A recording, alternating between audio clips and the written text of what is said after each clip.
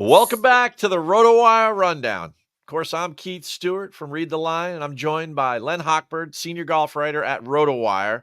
Now that the tryptophan from Thanksgiving has worn off, are you ready for some catnip? Oh, yeah. I tell you what, I'm going to kill you with puns this week. Tiger Woods is back, and he spoke to the media this morning out in the Bahamas. All right. So, Len, just to get ourselves started here, I know you watched the press conference. What was your biggest takeaway from his 30-minute little press junket there?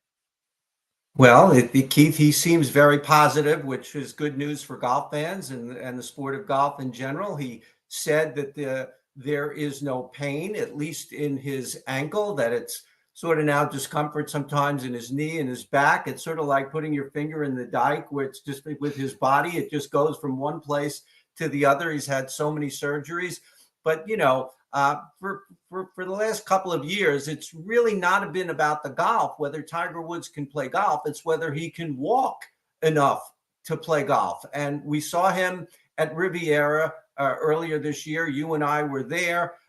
We saw that he can play golf. And we saw at Augusta, he can make the cut. But there are other forces at work that detract from his golf. And those seemingly are on a back burner this week and now going forward. But, with a body like that and with all it's gone through, it could return at any point. But he did say he wants to play once a month, which would come out to Riviera, the players in the four majors. And that would be fantastic. So all in all, just a wonderful forecast for Tiger Woods that we saw today. For me, the hype is obviously all going to be surrounded I think I could play once a month. Right. So that's maybe 5 times next year, which would be great. I think the world probably can only handle Tiger once a month at the rate that he's at. But my biggest takeaway was definitely how much he has jumped back into the control room when it comes to the PGA Tour. And I know that a lot of the voices in that room, I know a lot of those people. I'm usually out there on tour. I know all the names that go with them, and I know the journalism that they were going after, the stories they were going after about the tour, the agreement with PIF, and it just seemed like Tiger was very positive that, like, I'm going to come back and play. I built this thing, and I'm gonna steer the ship again.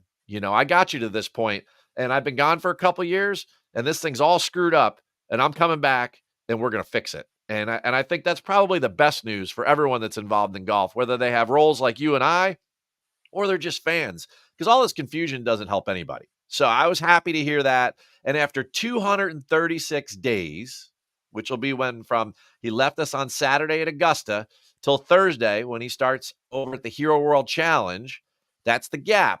It's a pretty long one. He's had 5 long gaps like this, Len. What are your expectations for Tiger this week when it comes to a limited field at Albany playing in the Hero World Challenge? Yeah, I think he can play pretty well. He's playing against some of the best players in the world. There's no cupcake in this field. But he's only played 5 times since his accident in February 2021 here in Los Angeles.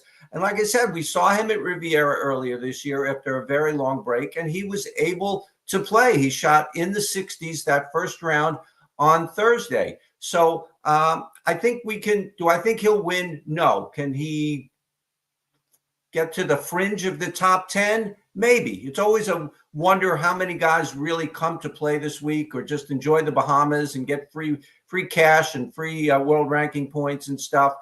Albany is flat, which will help him a great deal. So I think, I'm mildly optimistic that we can see some good golf out of Tiger Woods this week. I had a couple boxes I wanted to see checked. The first one today was how positive he was when he talked about his health. So I'm checking that box. The second one, can he walk all 4 days and not look like, an old man on Sunday? Can he do it? Because this is not a tough walk. You just mentioned it. It's flat. We're right on the coast there of Nassau Island of the Bahamas.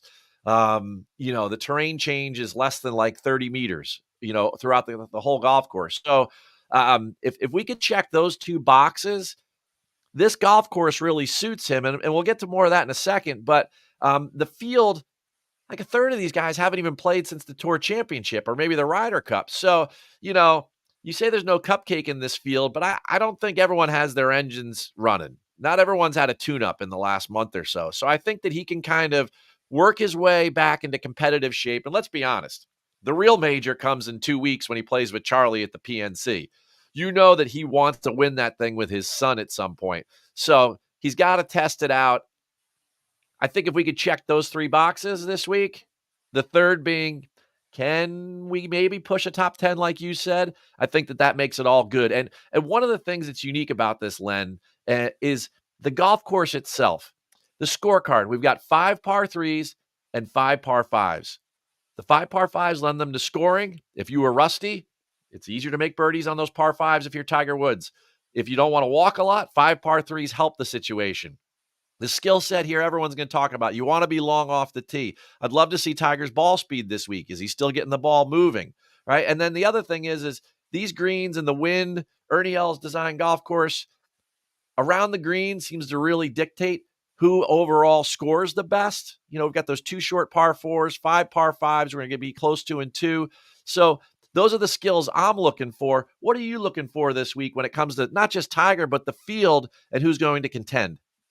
Yeah, you mentioned the 5 par 5s and the 2 short-ish par 4s, one at 307, one semi-drivable at 366.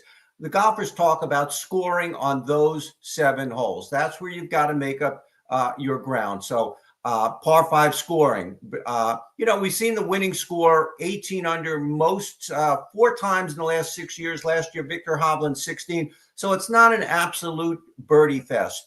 But you will need to make your mark on those 7 holes. So that's what I'm looking for. Victor Hovland, 2 years ago when he won, he eagled the 307-yard 14th 3 times out of the 4 days, 6 under right there on that one hole on those 3 days.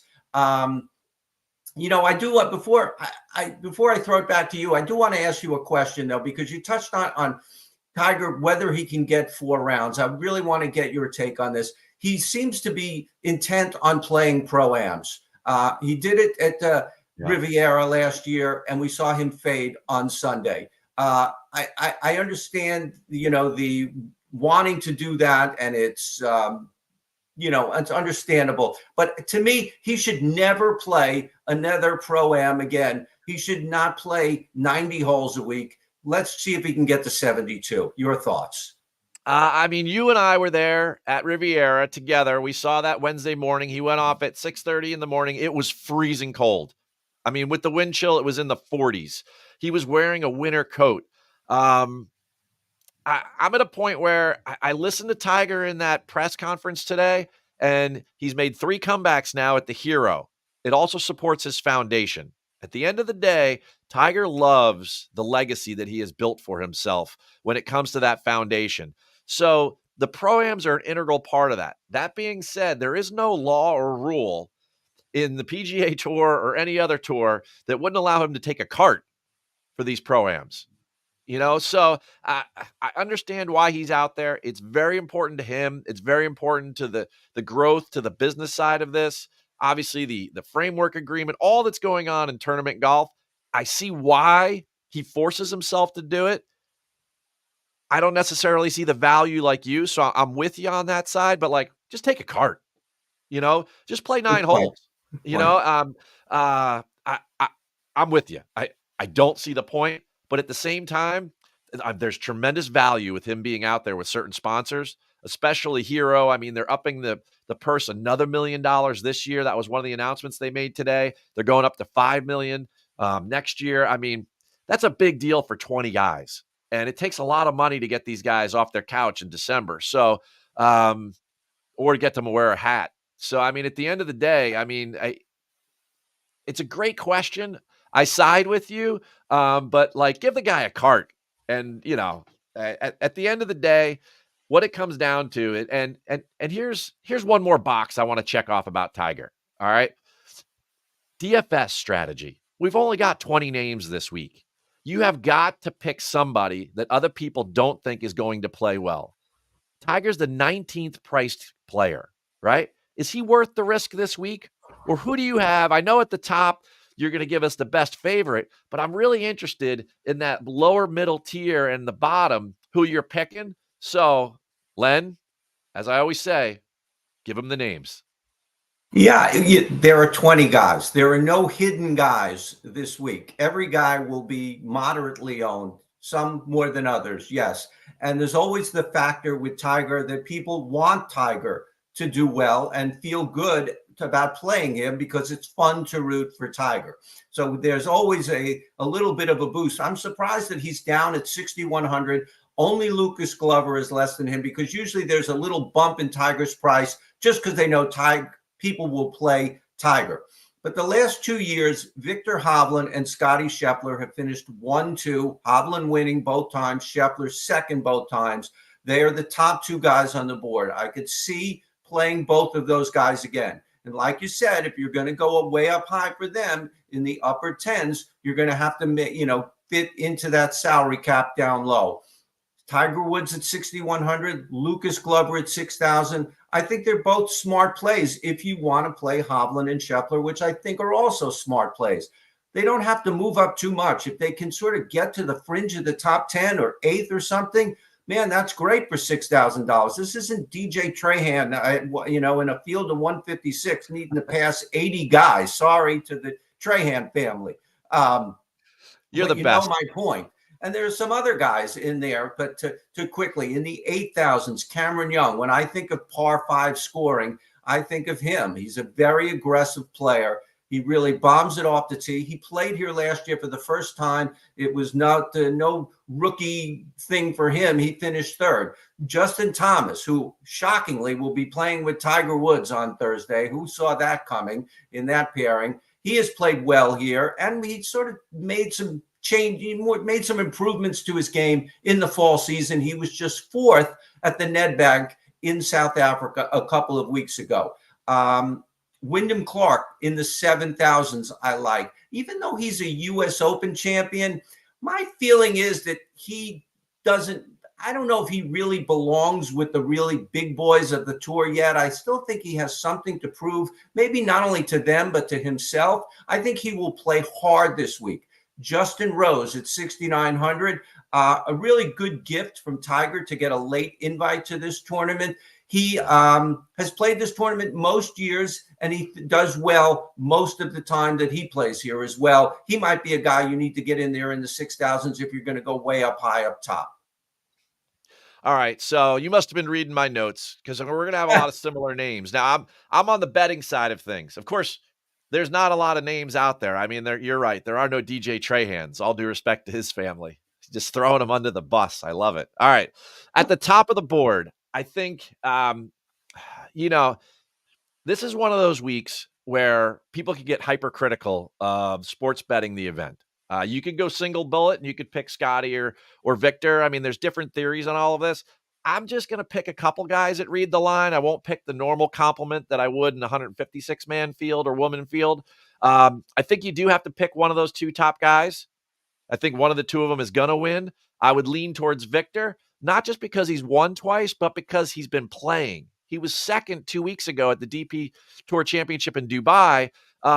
He's like statistically the best player in the world all fall. He was amazing at the Ryder Cup. He was fifth at the BMW right before that. He obviously finished 1-1 in the FedEx Cup playoffs. And Scotty hasn't played since the Tour Championship, and he was crying at the Ryder Cup. So, I mean, I don't know that I go Victor there. In the middle tier, I love JT. I feel like the one thing that was missing all year, if you look at JT's statistics, his approach game was abysmal, right? The around the green game, which you're going to need here, is a key. He'll be good enough off the tee. I mean, we got plenty of fairway. The approach game, he was fourth at the Nedbank. He was fifth at the Fortinet. He was okay. I mean, he had a huge anchor carrying Spieth around at the Ryder Cup. I think JT is going to be extremely motivated. Playing with Tiger is going to give him some extra juice, right? Top 5 the last 3 years. I like JT in the middle. And then, my one value pick, if there is such a thing in this field, I really do like Wyndham Clark. He's great off the tee, which is what you're going to need some length here, but he is exceptionally good at scrambling and scoring around the green. So when you might be the best putter in the field too, yeah. Yes, and he's good on Bermuda. So he finished the season well. People might point towards the DP World start that he just had that was average. But you know what? At the end of the day, I think Wyndham Clark I think he's the player that went through the biggest transformation this year. People will talk about Fowler's win and this and that, right? Wyndham Clark went from a top 10 player to a signature event winner at Wells Fargo at a major championship golf course. Then he won a major championship. Then he earned a spot on the Ryder Cup team, and he learned a lot about himself in the heat of battle there in that arena. I think we're going to continue to see more big things out of Wyndham Clark. And I think this is just one of those scenarios where he's going to care this week. I think JT's going to care this week, and certainly Victor and Scotty are. And I'm not sure that everyone's there for the golf. So that's where I'm going with that. I got to hit you with this though, right? You know, I love a good rapid fire question. I'm putting you on the spot. Tiger this week, top 10, yes or no? No, no. I'll say no. Sometimes our optimism, and we've seen this before. I don't want to say this is Lucy yanking away the football from Charlie Brown yet again, and our hopes will be dashed. But I think he'll get in all 4 rounds. I think he'll play pretty well. I don't know, but no top 10. No. I'm going to say yes. Right. He only has to beat half the field, and he hasn't looked that pot. I would have said no before the press conference today. After the press conference, the no pain thing. 25 years ago, I watched that guy train, and no one does it like him. No one prepares like him. He used to always take the week off before a major, so I don't buy the rust thing. Beware the injured golfer. Just know that. And you know what, folks? We have an excellent field. It's an entertaining golf course, and the rundown will be back next week. So I'm Keith Stewart from Read the Line. That's, of course, Len Hochberg. Len, one last holiday piece of cheer for the audience before we let them go? It's like Christmas has come early for golf fans this year for the first time in 4 years. Early December, no bah humbug this year. Tiger is back. Hey, couldn't have said it better than that. Tiger's back. Enjoy it, everyone. We'll see you next week.